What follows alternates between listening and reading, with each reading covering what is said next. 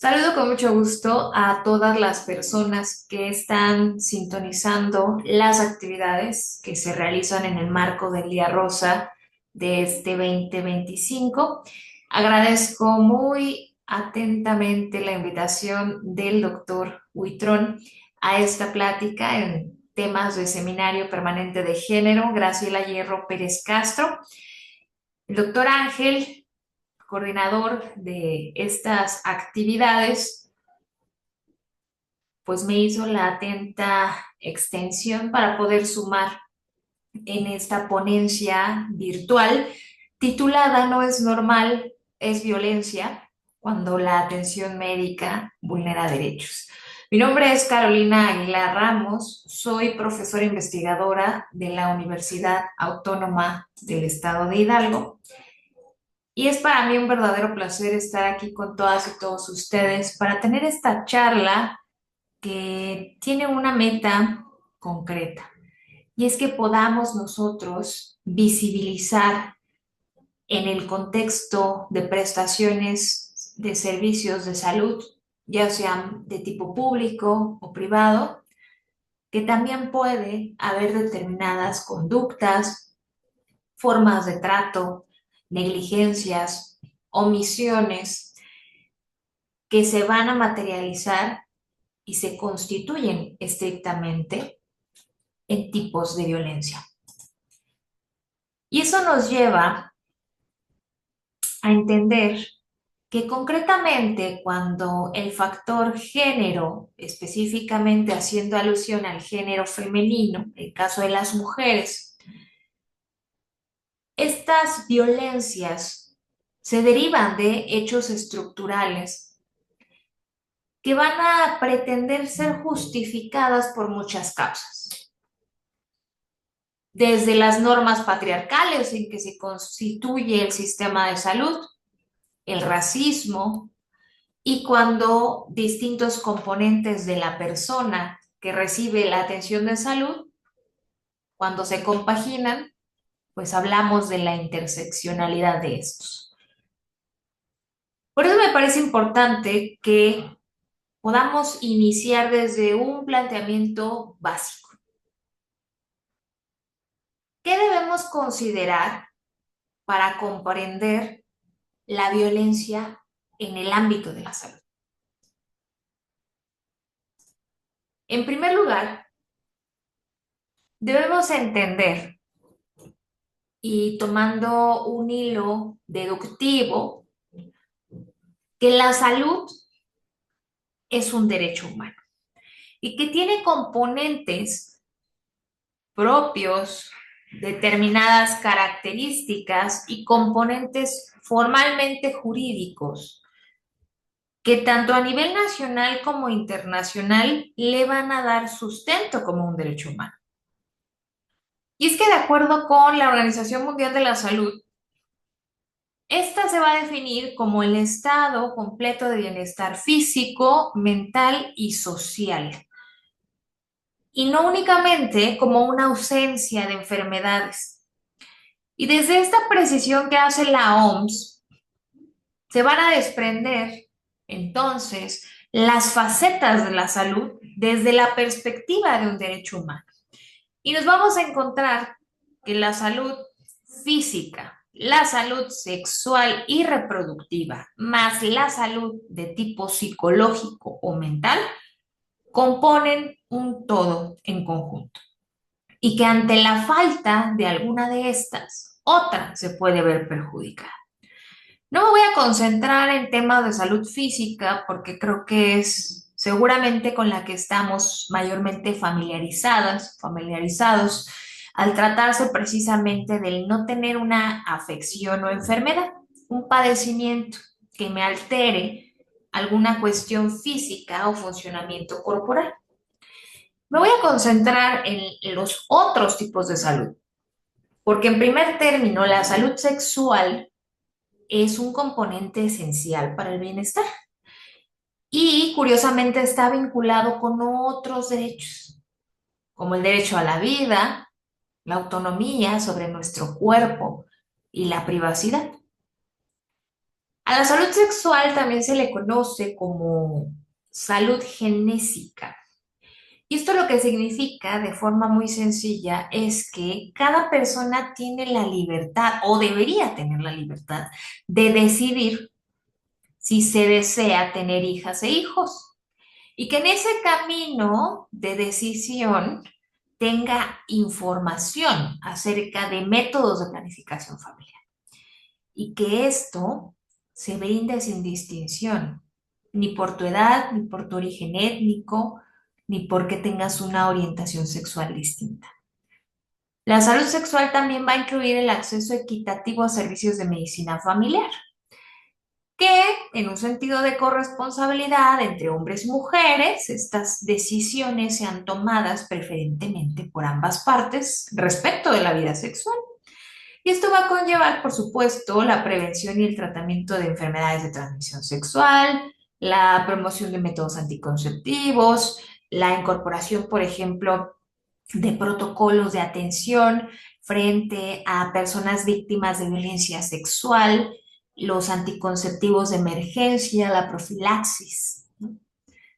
Por otro lado, la salud reproductiva va a abarcar otro tipo de servicios que también son importantes para el derecho a la salud, particularmente en el caso de las mujeres, porque estamos hablando de etapas particulares que solo las personas con capacidad de gestar viven. Y ahí podemos identificar consultas preconcepcionales, ¿no? Ese seguimiento, esas evaluaciones médicas de las personas gestantes, la atención prenatal, el parto y el puerperio, este periodo de recuperación que sucede después del parto. Y en ese contexto de la salud reproductiva, también podemos encontrar otros alcances como es el acceso a servicios de reproducción asistida, que te brinden orientación acerca de la interrupción legal del embarazo, que debe ser de forma segura y libre de criminalización. Y en suma, podemos decir que a pesar de parecer lo mismo, la salud sexual y la salud reproductiva tienen enfoques diferenciados. Y por otro lado, vamos a tener la salud psicológica o mental. Y este es un eje sumamente importante para la garantía de los derechos, porque está relacionada con nuestro bienestar emocional, pero también eso se transmite hacia las otras personas. Y en ese sentido, las personas con padecimientos de salud mental son vulnerables, porque son víctimas de prejuicios, de discriminación, pueden ver mermados sus derechos, como puede ser de inicio el que existan sistemas de asistencia sanitaria en temas de salud mental que tengan tratos humanizados o que simple y sencillamente se protejan con un mayor enfoque al ser mayormente expuestos a cualquier tipo de explotación, físicas, sexuales, económicas, cualquier otra. Y en ese aspecto, concretamente, si aplicamos estos lentes del género, vamos a entender que hablar de salud desde la óptica de que es un derecho y analizándolo desde el genérico mujer, estamos hablando de la existencia de muchas facetas. Sí, mencionábamos las caras de la salud como derecho, pero también cuáles van a ser las implicaciones de esto. Bueno, que existan sistemas de protección, sí, más no es la única. Que haya atención sanitaria, también, pero particularmente dos cosas yo agregaría. Y una de ellas es que se identifiquen lo que se conoce como factores determinantes de la salud, es decir, que observemos a la persona. Y también, por otro lado, que haya igualdad de oportunidades. Y en ese aspecto, todo esto del reconocimiento de la salud como un derecho parte de un marco legal que México ha asumido de manera voluntaria como parte de estas relaciones internacionales y que desde el 2011 nuestro texto constitucional federal pues está plasmado como una obligación general y obligaciones específicas.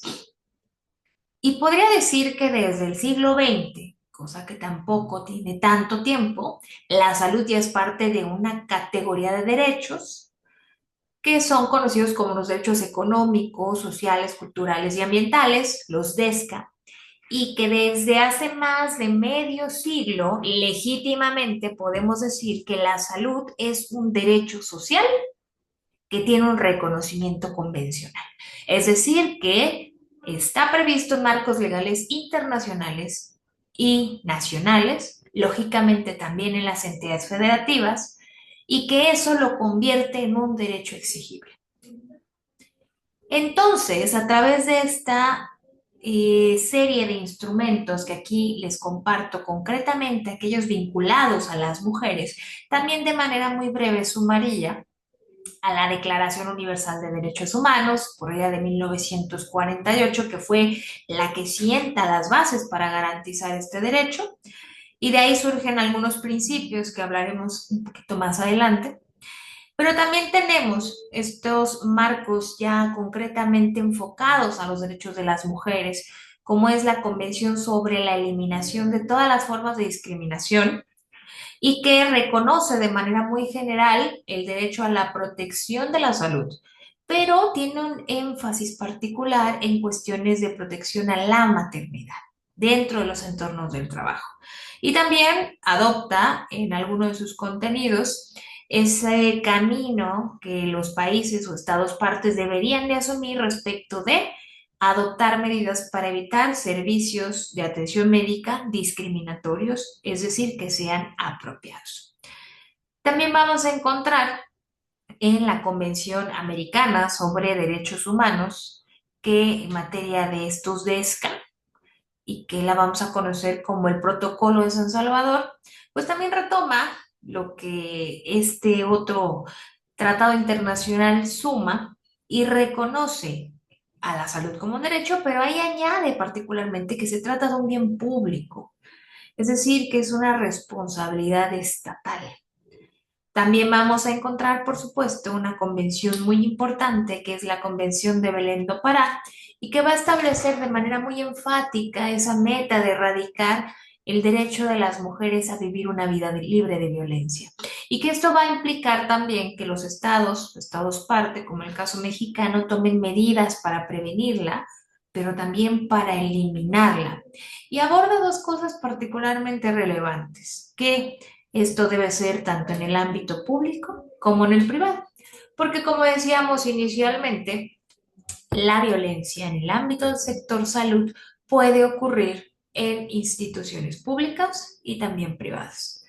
Si nos vamos al marco legal de México, el federal concretamente, podemos partir desde el primero de la Constitución y como mencionaba hace unos momentos, desde el 2011 ya se habla de esta reforma constitucional de derechos humanos y eso pues va a plasmar en el texto federal que tenemos derechos humanos reconocidos en la Constitución y en estos tratados internacionales y que dentro del ámbito de las competencias del Estado y sus autoridades pues habrá ciertas obligaciones en materia de estos derechos. En línea con esto, el cuarto en la Constitución también va a reconocer la salud como un derecho y va a definirlo ya en temas de competencia, es decir, al Estado mexicano, cómo se va a organizar para llevar a cabo estas políticas nacionales. Bueno, prácticamente habla de que es de competencia concurrente, es decir, que es de participación federal, entran las entidades federativas y entonces se estructura el famoso Sistema Nacional de Salud. También vamos a encontrar que hay en materia ya concretamente de derechos de las mujeres, pues algunas instancias como es la Comisión Nacional, ¿no? Para la Prevención y la propia Comisión Nacional de Derechos Humanos y que de manera concreta, pues lo que se va a buscar es reconocer ya no solamente a la salud en lo general como un derecho, sino en casos particulares, cuando hablamos desde la perspectiva de género, que hay distinciones respecto del ejercicio de este derecho cuando se trata de mujeres y niñas. Y entonces ahí, de la mano con una ley que es la Ley General para la Igualdad entre Mujeres y Hombres y la Ley para buscar ese derecho de vivir a una vida libre de violencia, pues que ya se le pone una tipología a las violencias y entonces hablamos desde violencias físicas, sexuales, económicas, patrimoniales, vicaria, obstétrica y demás. Y de manera general, si hoy quisiéramos entender la mayor parte de las facetas del derecho a la salud dentro de los entornos del servicio médico, podríamos resumirlo en esta diapositiva. Va a implicar, primero, recibir tratos dignos y respetuosos, atención médica, y no solo de urgencia, sino para cualquier tipo de padecimiento. El que podamos expresar cómo nos sentimos, qué necesitamos y qué esperamos, lógicamente en un sentido de respeto. El poder participar en la toma de decisiones, en que yo conozca lo que se va a realizar en un procedimiento médico y que yo tengo ese derecho de dar o no mi consentimiento. Y es a lo que le vamos a llamar consentimiento informado. El que las mujeres que acaban de convertirse en madres puedan establecer un vínculo inmediato con el recién nacido, el famoso piel a piel, el que nuestra vida, integridad física, psicológica y sexual se encuentren resguardadas, que la intimidad sea respetada y que existan parámetros de confidencialidad y privacidad, el tener acceso a la información, el poder decidir sobre nuestro propio cuerpo y finalmente el que recibamos tratos libres de prejuicios y de estereotipos de género. De manera que cuando esto no sucede en la práctica médica, estamos hablando de una vulneración de derechos. Y podemos hablar de violaciones a derechos cuando ocurren desde entes de autoridad y vulneraciones cuando sucede desde entornos más particulares, como pudiera ser una persona que lesiona los derechos de otras. Y en términos concretos, dentro del caso de la práctica médica, estamos ante personas que tienen cierto rango de autoridad, pero que siguen siendo personas. Y si esto lo vemos también desde la óptica del derecho del trabajo, que están prestando servicios laborales en entornos médicos. Eso también lo rescata la Organización Mundial de la Salud cuando se reconoce que este factor, el de ser mujer, pues va a reproducir violencias más específicas, sobre todo en determinados momentos de la vida de las mujeres, y que esto va a amenazar determinados derechos, como no solo la salud, sino también la vida, la integridad física y, por supuesto, la no discriminación. Y les hablaba de que el derecho a la salud desde el siglo XX ya forma parte de los DESCA y desde ahí consuma a lo que ya se prevé en nuestra Constitución Federal en México, pues existen algunas características que son propias de todos los derechos, es decir, todos los derechos las deberían de tener. Sin embargo, en el caso particular del derecho a la salud, por todas estas aristas que lo componen, van a tener alcances distintos. Decimos que los derechos humanos son universales, es decir, que le pertenecen a todas las personas sin distinción, pero en el caso particular del derecho a la salud, la universalidad implica que todas las personas sin distinción deben de tener acceso a servicios sanitarios, a tratamientos médicos, para garantizar, ya vemos, no solo la salud física, sino también la salud mental, sexual y reproductiva. Y es en este entonces donde la titularidad de esa universalidad debería abarcar a todas las personas por el hecho de ser persona y particularmente es un mandato de no anular o menoscabar libertades por cualquier razón que pueda generar discriminación, es decir, que excluya o margine a determinados sectores. También los derechos son indivisibles y esto se manifiesta concretamente en la salud porque tiene un vínculo inseparable con otros derechos. Ejemplo, la educación, la alimentación, el medio ambiente o el trabajo, solo por mencionar algunos, con los cuales de manera conjunta van a estar ligados al principio de dignidad de la persona. Y esto de la indivisibilidad también lo que va a producir es que no podemos jerarquizar derechos humanos. Es decir, no va a haber un derecho más importante o más valioso que otro, indistintamente de que pertenezcan a categorías distintas. Y También los derechos humanos pueden o son imprescriptibles. Esto supone que dentro del marco de exigirlo, de hacerlo valer, cuando no nos lo proporcionan como debe de ser, lo podemos pedir en cualquier momento. Y que teóricamente no hay plazos para reclamarlos, o que por el mero transcurso del tiempo ya no podamos solicitar obligaciones al Estado, porque esta titularidad de los derechos en teoría no caduca a pesar de que no hayamos actuado en un momento específico. Esto también produce que el derecho a la salud sea interdependiente, es decir, que su ejercicio nunca va a ser aislado, va a estar asociado a otros derechos, como ya mencionábamos, pero también esto va a generar que el Estado esté obligado a respetarlo, garantizarlo, protegerlo y promoverlo en beneficio de las personas. Y que esto a su vez pues tendrá o podría ser producto de un proceso incluso de tipo judicial. La salud también finalmente es progresiva, como muchos derechos. Y esto lo que significa es que los estados deben de ir hacia adelante, es decir, deben buscar la mejora gradual, ¿no? Acorde a las condiciones relativas que pueden ocurrir en las políticas, etcétera, pero algo que a nivel internacional ha quedado muy claro respecto de la progresividad de los derechos humanos es que los estados no pueden asumir o justificar que no se puede ir hacia adelante con los derechos en mejorarles si existen limitaciones de recursos. Es decir, no se puede reflejar en que si no tengo gasto público, entonces voy a lesionar derechos. Esto desde el ámbito internacional, concretamente interamericano. De manera que la progresividad lo que va a buscar es que los países, a través del máximo de los recursos disponibles que tengan, ya sea humanos, ya sea económicos, pues debería de asignarse de forma efectiva, por ejemplo, el gasto público, a través de planes y programas establecidos, estudiados y vistos acerca de su eficacia para la atención de sectores concretamente en esta materia.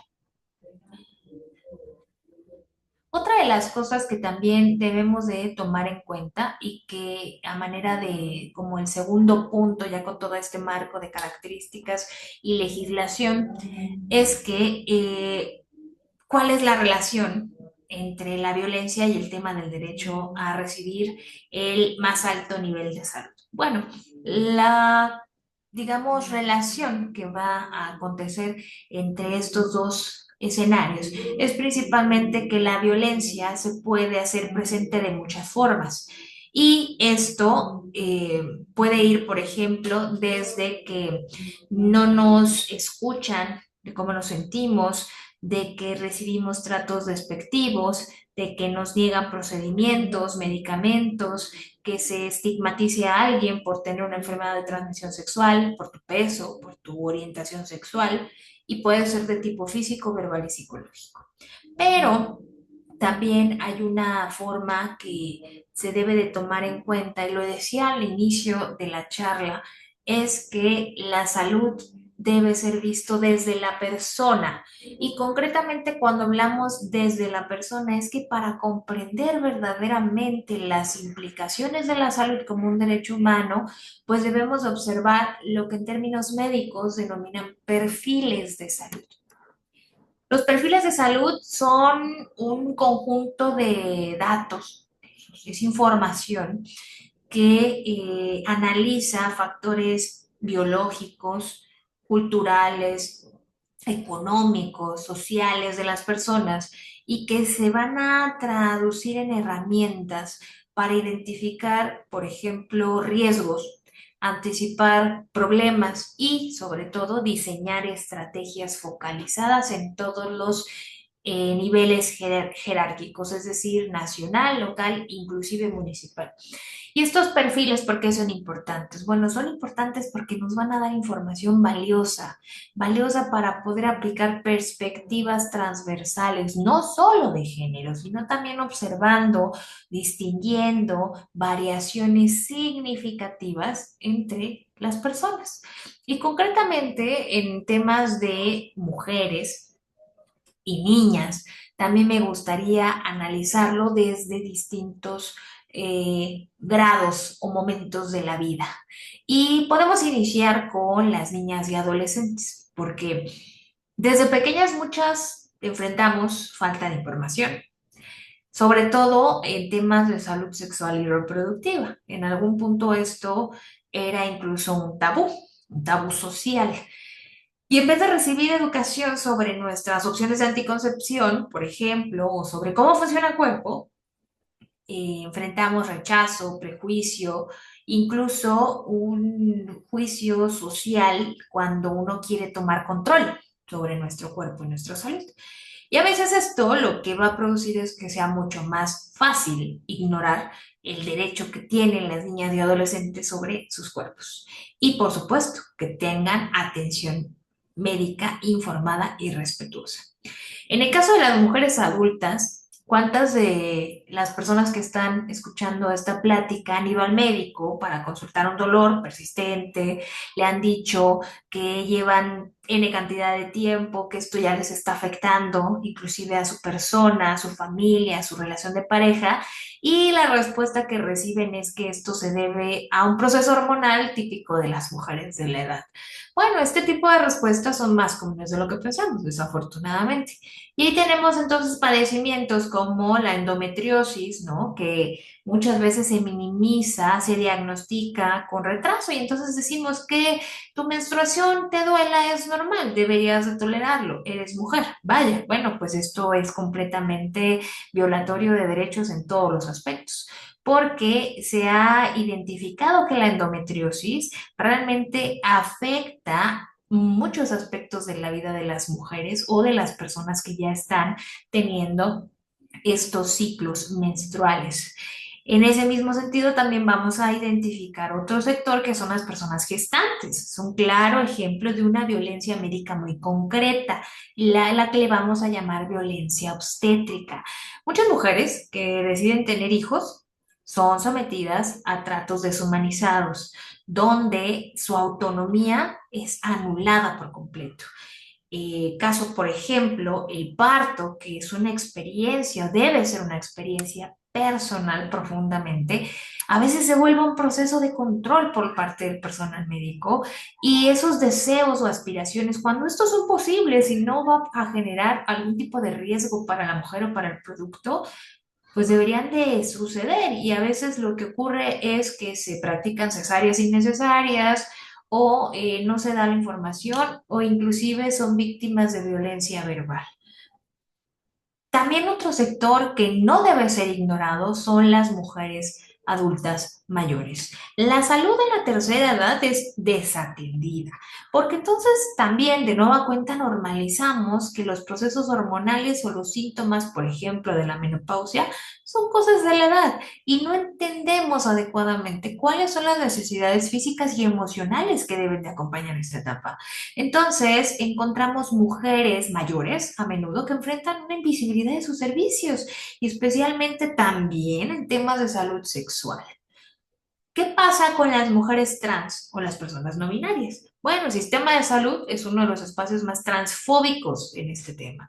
¿Por qué? Podría ser por falta de formación del personal médico, por una falta de apertura o simplemente por cuestiones socioculturales. Pero finalmente estamos hablando de una negación de tratamientos adecuados y respetuosos. Entonces, ¿quién cuida de estas personas? Porque su salud se vuelve todavía más vulnerable en un sistema que debería de protegernos a todos por igual. Y finalmente, el otro sector que creo que debemos de voltear a ver y que tiene una realidad completamente distinta son las mujeres indígenas. De acuerdo con datos del Coneval, hay una brecha, por ejemplo, en temas de métodos anticonceptivos. Si analizamos a las mujeres de origen indígena en edad fértil, sexualmente activas, en contraste de aquellas que no lo son, hay una brecha de casi por encima del 5,5%. Eso significa que, por la razón que sea, en estas comunidades que normalmente están aisladas territorialmente hablando, hay ineficiencia en la distribución de anticonceptivos, no se brinda la información que a lo mejor recibimos en las zonas más sectorizadas, capitales o centrales, y que eso va a generar, por supuesto, efectos negativos en el ejercicio, uno, de poder decidir de manera libre sobre el número y espaciamiento de sus hijas e hijos. Am, También va a exponerse de mayor alcance a enfermedades de transmisión sexual, a abortos o maternidades no deseadas, o en el peor de los escenarios, hasta muertes maternas. Lo curioso en este caso en concreto es que también realizando algunas estadísticas y viendo las tasas de fecundidad en adolescentes indígenas, pues dado también la vida conyugal que inicia normalmente a edad temprana, que es una práctica común en los pueblos y comunidades indígenas del país, pues se asocia, ¿no?, a un inicio precoz de la maternidad, y esto pues va a tener consecuencias significativas para la salud de niñas y adolescentes. ¿Por qué? Porque el embarazo a temprana edad va a producir un mayor riesgo de complicaciones, por ejemplo, la eclampsia, infecciones o cualquier tipo de peligro que ponga pues en riesgo la vida de la madre y del producto. Y entonces ahí pues vamos a ver también distintas formas o manifestaciones de la violencia médica. De manera que si quisiéramos ir como aterrizando en algunas experiencias, pues podemos mencionar por lo menos aparte las siguientes. El sentirnos ignorados o descuidados, es decir, que no, en el proceso, por ejemplo, aquí retomo algunos datos.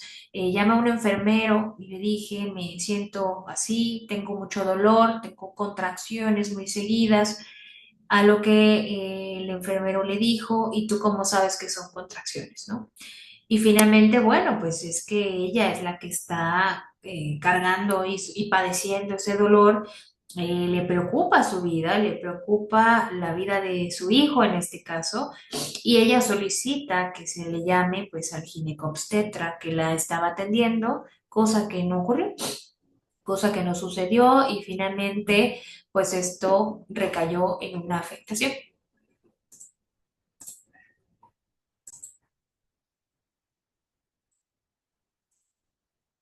También hay otras experiencias respecto del consentimiento informado, cuando las mujeres no reciben la información adecuada acerca del procedimiento que se le va a hacer, cuando se sienten asustadas, cuando todavía pueden estar bajo efectos de la anestesia, cuando están confundidas, cuando se sienten perdidas, y finalmente a veces las hacen firmar, a veces firma la pareja sentimental sin que haya una oportunidad de transmitir también a esta persona cómo me siento y qué es lo que yo quiero hacer finalmente con mi cuerpo. Esto, y ya para ir cerrando la plática, pues, ¿de qué manera puede llegar a resolverse? Bueno, yo creo que una cuestión básica es apostar a la sensibilización del personal médico. Y por sensibilización me refiero a buscar un poco más allá de la capacitación. Yo podría decir que en materia de derechos humanos, una de las acciones que generalmente se hacen es la promoción de los derechos, y de la mano iría la capacitación, es decir, que el personal médico tomara cursos, que existieran leyes, y pensando que estas dos medidas serían la respuesta para erradicar las violencias en este sector. La realidad es que esto no nos asegura que ello vaya a suceder. Y entonces por eso hablamos mejor de sensibilización, es decir, de que adicionalmente a tener protocolos, normas, reglamentaciones, y de que el personal médico cuente con cursos o con credenciales académicas que puedan decir que saben de todos estos criterios mínimos en estas materias de violencias y derechos humanos, es ir un poco más allá, es buscar el entender que dentro de la labor médica se atiende a personas. Y a través de ese entendimiento, pues ya no hablamos de capacitación, sino de sensibilización. Lo que se debería de apostar inicialmente es que primero entendamos que ciertamente estos temas no son éticos o morales. Estas son violaciones a derechos humanos o vulneraciones a derechos humanos.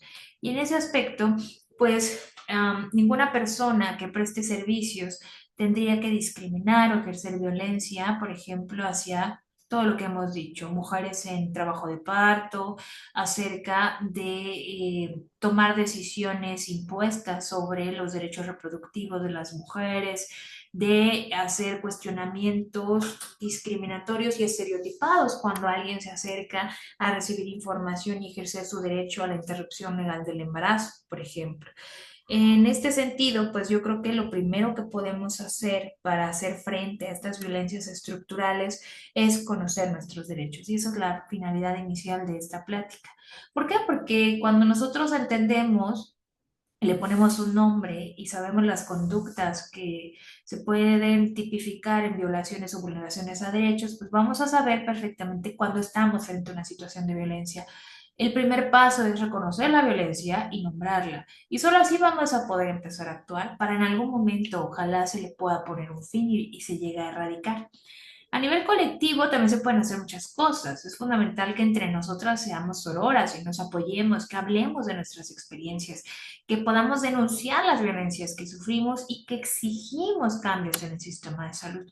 Y a nivel estructural, ocupamos un sistema de salud que respete la dignidad, que integre la perspectiva de género, pero no solo la perspectiva de género, también la perspectiva intercultural cuando hablamos de mujeres indígenas, de personas con discapacidad, la percepción de personas ya adultas mayores y entonces hablamos mejor de una perspectiva interseccional.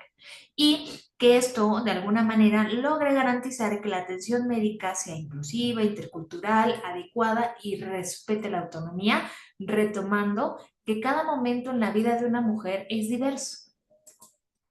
Estas obligaciones, concretamente, que ya he platicado en esta charla, promover, respetar, proteger y garantizar, pues como vimos, es a lo que yo hacía mención de que no se trata de una cuestión ética, sino de un deber por parte del Estado a través, por supuesto, de la actuación del personal médico. Y ciertamente la obligación de promover es que todos estemos informados, que conozcamos estas políticas, estos derechos y lo que les hablaba acerca de la sensibilización. El respeto es que se abstengan de interferir en el goce del derecho a la salud, en que, por ejemplo, inclusive se nos permita tener opiniones, segundas opiniones acerca de diagnósticos o tratamientos. La protección va más allá de la mano en que se pueda regular, por ejemplo, la venta de medicamentos, el proteger los datos personales, lo que obra en un expediente médico.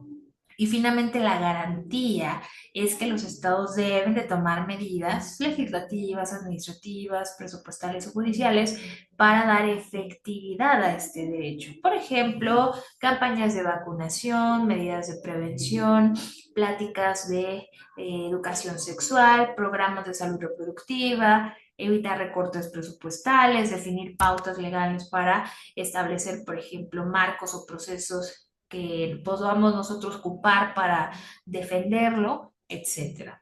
Y bueno, con esto yo cierro la plática de este día, de nueva cuenta agradeciendo el espacio que se da a mi persona para abordar un tema que particularmente en este marco del Día Rosa consideré muy importante visibilizar porque desafortunadamente las cuestiones que pueden derivar de una relación médico-paciente en un entorno donde hay niñas, adolescentes, mujeres adultas mayores, mujeres indígenas, personas gestantes, mujeres trans, pues pueden llegar a ocurrir y que es necesario visibilizarlo, nombrarlo y buscar en algún momento su erradicación. De mi parte es todo. Muchísimas gracias por la atención.